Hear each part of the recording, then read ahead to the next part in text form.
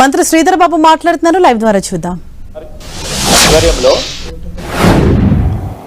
Metro రైలుకు సంబంధించి మన్మోహన్ సింగ్ గారు శంకుస్థాపన చేసిన ఆ కార్యాచరణనే ముందుకు సాగటం జరిగింది. ఒక్క అడుగు కూడా మన రాష్ట్రం ఏర్పడ్డ తర్వాత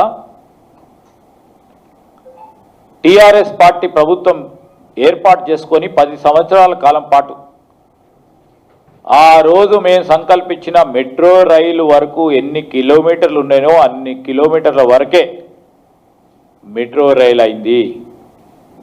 ఒక్క కిలోమీటర్ స్ట్రెచ్ను కూడా ముందుకు తీసుకెళ్లే కార్యాచరణ తీసుకోలే. ఈరోజు మేము ఆలోచన ఏం చేస్తూ ఉన్నాం, పెరుగుతూ ఉన్న జంట నగరాలకు సంబంధించిన జనాభా,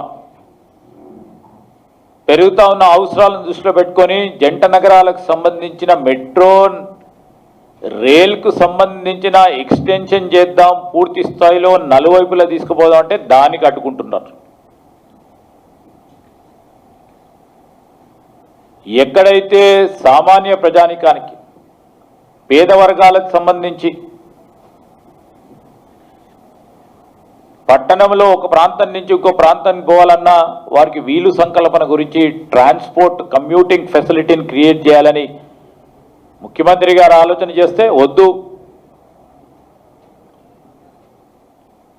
హైదరాబాద్ నుంచి ప్రధానంగా పురాణా షహర్ ఓల్డ్ సిటీను కూడా కలుపుకొని ఈరోజు చార్మినార్ నుంచి శంషాబాద్కి మెట్రో రైలు ఎక్స్టెన్షన్ చేస్తామంటే అది అవసరం లేదని చెప్తారు. అదా మీ ఆలోచన?